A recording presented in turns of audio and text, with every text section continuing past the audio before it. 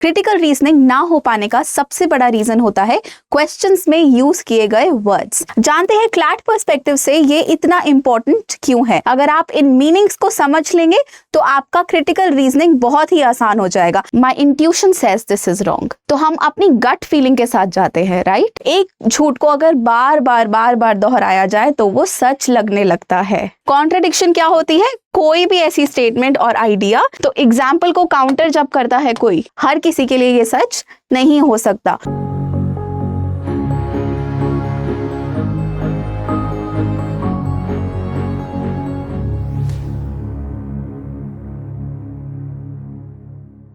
Hi everyone, welcome to study IQ। मेरा नाम है जैस्मिन और आज इस वीडियो में हम कवर करने जा रहे हैं क्रिटिकल रीजनिंग का एक बहुत ही इंपॉर्टेंट टॉपिक। क्रिटिकल रीजनिंग ना हो पाने का सबसे बड़ा रीजन होता है क्वेश्चंस में यूज किए गए वर्ड्स, क्योंकि हमें उन वर्ड्स के मीनिंग समझ में नहीं आते और मीनिंग ना समझ में आने की वजह से हमें उस क्वेश्चन का आस्क समझ में नहीं आता कि असेसर पूछ क्या रहा है। तो हम पहले उन वर्ड्स को ही सीख लेते हैं तो हमारी प्रॉब्लम सॉल्व हो जाएगी। मेरा नाम है जैस्मिन, ये मेरे सोशल मीडिया हैंडल्स है। If you have any query please feel free to reach out. जानते हैं क्लैट पर्सपेक्टिव से ये इतना इंपॉर्टेंट क्यों है। क्लैट में क्रिटिकल रीजनिंग में यूजुअली असेसर आपसे क्वेश्चंस पूछता है जिसमें कुछ ऐसे वर्ड्स होते हैं जो हमारे लिए फेमिलियर नहीं होते, अनफेमिलियर होते हैं, जिन्हें हम पहचान नहीं पाते, उनका मीनिंग नहीं समझ पाते। क्योंकि हमें मीनिंग समझ में नहीं आता, we are unable to reach to the answers. हम आंसर्स को भी सही डायरेक्शन में ढूंढ नहीं पाते। इसीलिए इस प्रॉब्लम को सॉल्व करने के लिए I have curated a few words that you should learn। अगर आप इन मीनिंग्स को समझ लेंगे तो आपका क्रिटिकल रीजनिंग बहुत ही आसान हो जाएगा। And these words are repetitive, जिसका मतलब है कि ये बार बार आपको क्रिटिकल रीजनिंग में तंग करते हैं। बहुत बार ऐसा होता है कि आप मल्टीपल टाइम्स एक ही सेक्शन में इन वर्ड्स को देखेंगे, क्योंकि वो क्वेश्चंस इस तरीके से पूछता है जिनमें ये वर्ड्स यूज होते हैं। So without further ado let's move on and look at the first word. Before we move on guys, this is part 3 of this series, so make sure that you watch part 1 and part 2 as well, क्योंकि उसमें भी हमने बहुत important words को cover किया है। First word that we have, इसको क्या बोलते हैं? Paradox. What do we call it? Paradox. Paradox का मतलब होता है अ स्टेटमेंट और a situation that seems to be self contradictory. What do we mean by self contradictory? अब ये देखने में तो बहुत बड़ा सा वर्ड दिख रहा है, बट ऐसा कुछ है नहीं खास। इसमें हम क्या समझेंगे इसको? पैराडॉक्स का मतलब है कोई भी ऐसी स्टेटमेंट जो अपने आप में ही कॉन्ट्राडिक्ट कर रही हो। कॉन्ट्राडिक्ट मतलब कॉन्फ्लिक्ट हो उसमें, कि ये तो यार ऑपोजिट लग रहा है देखने में, ये सेम कैसे हो सकता है। लेकिन जब हम उसके मीनिंग को समझते हैं तो उसके अंदर से कुछ बहुत ही बड़ा निकल कर आता है, एक बहुत ही मीनिंगफुल आइडिया, एक बहुत ही मीनिंगफुल लेसन निकल कर आता है। तब हम उस स्टेटमेंट को क्या कहते हैं? Paradox. Let's learn this with the help of an example, तो ये क्लियर हो जाएगा। Let's say you have a sentence like this. It says, I know that I know nothing, or less is more। अब ये दोनों sentence में आप देखोगे कि ये बहुत ही ऑपोजिट सा चीज लग रहा है। How can less be more? कम ज्यादा कैसे हो सकता है? कम तो कम है और ज्यादा तो ज्यादा है। लेस इज मोर का मतलब है कि लाइफ में कभी कभी छोटी छोटी खुशियां हमारे लिए बहुत बढ़ जाती है। जैसे जब आप घर पे रहते हो तो आपको घर का खाना रोज मिलता है, लेकिन जब आप घर से रीलोकेट होकर अपनी पढ़ाई के लिए, अपने सपनों के लिए बाहर जाके रहने लगते हो तो आपको समझ में आता है कि वो छोटी छोटी चीजें जैसे कि घर का खाना कितनी इंपॉर्टेंट होती है और वो अपने आप में पूरी है, राइट।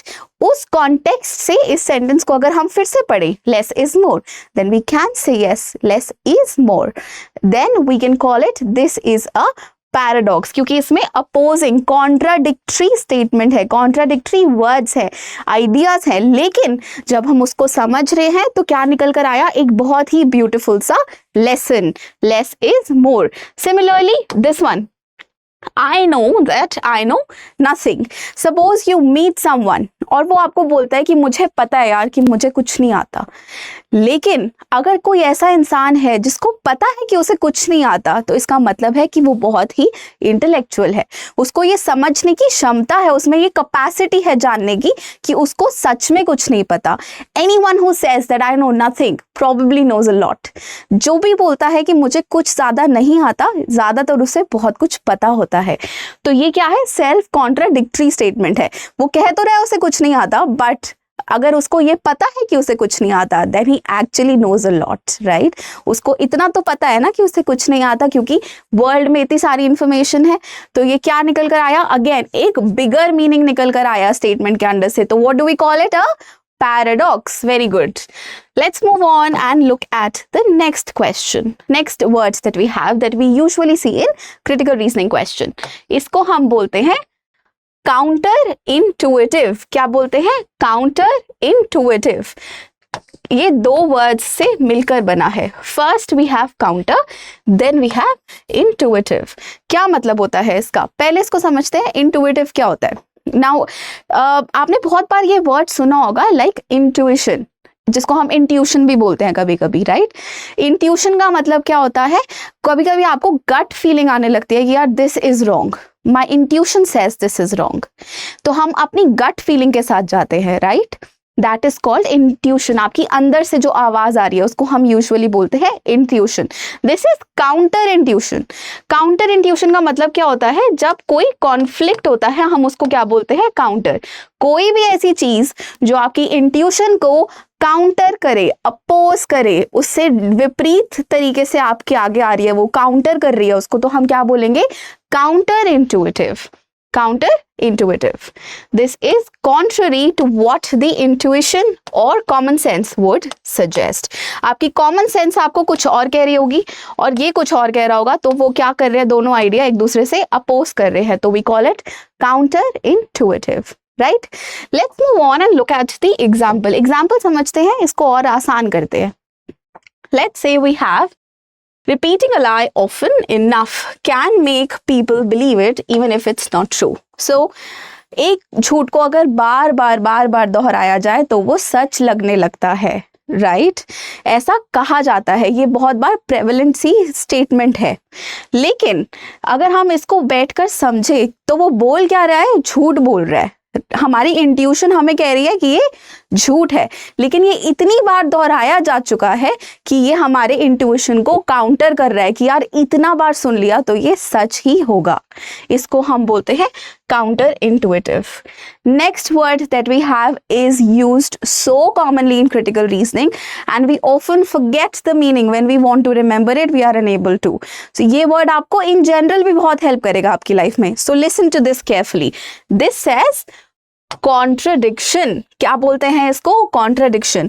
कॉन्ट्रडिक्शन क्या होती है, कोई भी ऐसी स्टेटमेंट और idea which is in direct conflict with another statement. Direct conflict, इसका मीनिंग क्या है कि ये अपोज करते हैं। दो आइडिया जब एक दूसरे को अपोज करते हैं तो हम क्या बोलेंगे कि वो एक दूसरे को कॉन्ट्राडिक्ट कर रहे हैं, कॉन्ट्राडिक्ट कर रहे हैं। So when they contradict each other means कि वो दोनों एक दूसरे से कॉन्फ्लिक्ट में है, अलग अलग बातें हैं जिनको हम एक स्टेटमेंट में यूज कर रहे हैं, but we know that they oppose each other. तो हम क्या बोलेंगे, ये है कॉन्ट्राडिक्टरी। इसका एग्जाम्पल देखते हैं। She claimed to be a vegetarian but I saw her eating a chicken burger. They certain someone and they say that they are vegetarian. कोई ऐसा इंसान है जो अपने आप को क्लेम करता है, बोलता है कि मैं क्या हूँ, वेजिटेरियन। वेजिटेरियन मतलब शाकाहारी। बट आप थोड़ी देर बाद देखते हैं कि वो बैठ के क्या कर रहा है, चिकन बर्गर खा रहा है। तो ये दोनों सिचुएशन क्या हो गई, contradictory, right. They are contradicting each other, कि उसने अभी बोला कि वो शाकाहारी है, she is a vegetarian, and now she is eating a chicken burger, right. So ये क्या कर रहे हैं, एक दूसरे को अपोज कर रहे हैं, कॉन्फ्लिक्ट कर रहे हैं या कॉन्ट्राडिक्ट कर रहे हैं। बात सेम ही है, मीनिंग सेम ही है। Another example, the sign says no smoking but there's an ashtray on the table. Suppose you go to a cafe and you see कि इतना बड़ा सा साइन लगा हुआ है वहां पे, no smoking, smoking is not allowed, so you keep your packet outside. But आप थोड़ा सा आगे जाओगे, टेबल पर आपको ashtray दिखेगा। तो ये क्या है, बहुत ही कॉन्ट्राडिक्टरी सा सिचुएशन है कि वो बोल तो रहे हैं that there is no smoking वाला साइन लगा के बोल रहे हैं कि smoking is not allowed, but you see that there is an ashtray on the table, जहां पर हम वो ऐश निकालते हैं, right, when we smoke. So the sign says it's no smoking area, but वहां पर एशट्रे पड़ी है। सो अगेन क्या कर रहे हैं, ये दोनों आइडिया एक दूसरे को कॉन्ट्राडिक्ट कर रहे हैं। There is a conflict, direct conflict. तो हम क्या बोलेंगे, the idea here is contradictory. Moving on to the next word, ये है रिफ्यूटिंग। क्या बोलेंगे इसको? रिफ्यूटिंग। रिफ्यूटिंग का मतलब होता है डिसअप्रूविंग और चैलेंजिंग द ट्रूथ और accuracy of a statement. Now refuting, refuting आया, आपने ये वर्ड हो सकता है सुना हो। We often say she refused the idea of going to the movies. Refuse का मतलब होता है मना कर देना, saying no. And similarly वहाँ से ही ये word आया refuting, मना कर देना, disapproving of certain something, किसी भी चीज को disapprove कर देना. Let's look at the example and this will become clearer. We have eating chocolate causes acne. हमें बहुत बार हमने सुना होगा कि चॉकलेट खाने से एक्ने हो जाता है, बहुत बार बहुत लोग बोलते हैं ऐसा, बट हमारे पास एक रिफ्यूटिंग स्टेटमेंट है। Medical research has shown that there is no direct causal link between eating chocolate and the development of acne. दोनों में कोई भी लिंक नहीं पाया गया है as per medical research, but ऐसा बोला जाता है। तो ये स्टेटमेंट क्या हुई? इसके रिफ्यूटिंग, दिस इज रिफ्यूटिंग द स्टेटमेंट। ये डिसअप्रूव कर रही है, मना कर रही है that this is not correct. Let's move on to the next word. Again, this is also commonly used. हमने इसको, इस हिस्से को जरूर सुना होगा। This is example and the whole word, the entire word is counter example. Counter example, जैसे counter intuitive था, ऐसे counter example भी है। Counter का मतलब हमने क्या सीखा था? Conflict, किसी भी चीज को काउंटर करना। और एग्जाम्पल तो हम बहुत देते हैं अपनी रियल लाइफ में। फॉर एग्जाम्पल, हम आंसर्स में भी इतनी बार लिखा है अपने स्कूल लाइफ में। एग्जाम्पल का मतलब हम क्या दे रहे हैं उसको, एक सिचुएशन दे रहे हैं जिससे हम उसको समझ पाए। मैं भी तो आपको एग्जाम्पल ही देती आई हूँ, पूरे स्लाइड में सेंटेंस दिखाती आई हूँ, राइट? तो एग्जाम्पल को काउंटर जब करता है कोई, an example that disapproves a general statement is और अ क्लेम, उसको हम बोलते हैं काउंटर एग्जाम्पल। अब मैं तो आपको एग्जाम्पल दिखा रही हूँ जिससे आपको ये चीज समझ में आए। अगर मैं आपको इसका उल्टा दिखा दूं जिससे ये चीज समझ में ना आए, जिससे ये चीज ऑपोजिट सुनाई दे, तो हम क्या बोलेंगे? That is a counter example, जिससे ये चीज डिसअप्रूव हो रही है, रिफ्यूट हो रही है। जैसे कि suppose there is a claim, all birds can fly, all birds can fly, सारी पक्षी उड़ सकते हैं, सारी बर्ड्स उड़ सकती हैं। इसका काउंटर एग्जाम्पल क्या होगा? Penguin. Penguin is a bird but it can't fly. So we would say that this is the counter example to the claim that we have, which is penguins are birds but they are flightless. वो उड़ नहीं सकती, flightless. Flight मतलब उड़ना, flightless मतलब ना उड़ पाना। And next word which is also very commonly used but हमें इसका मीनिंग समझ में नहीं आता, जैसा है correlation। इसको क्या बोलेंगे? कोरिलेशन। इसको फिर से हम बाइफरकेट करके पढ़ते हैं, टुकड़ों में पढ़ते हैं। ये है रिलेशन। रिलेशन का मतलब क्या होता है? रिश्ता। और यहाँ पर उन्होंने क्या लगा दिया? कोरिलेशन। कोरिलेशन इज रिलेशनशिप और कनेक्शन बिटवीन टू और मोर वेरिएबल्स। रिलेशन होता है दो लोगों में या एक इंसान का किसी और के साथ रिलेशन होना, कोई रिश्ता होना, या किसी एक चीज का किसी और चीज के साथ रिश्ता होना। कोरिलेशन होता है जब हम दो या दो से ज्यादा के बारे में बात कर रहे होते हैं। जैसे कि as the temperature rises ice cream sales also increase. अब क्योंकि गर्मी का मौसम चल रहा है यहाँ नॉर्थ में, तो जैसे यहाँ पर गर्मी आती है हमारा ऑब्सेशन आइसक्रीम के साथ बढ़ जाता है। हमें आइसक्रीम खाने का और मन करता है क्योंकि यहाँ पर गर्मी इतनी होती है। बट ठंड में ऐसा नहीं होता, ठंड में हमारा मन नहीं करता। क्यों? क्योंकि ऑलरेडी ठंड लग रही होती है हमें, राइट?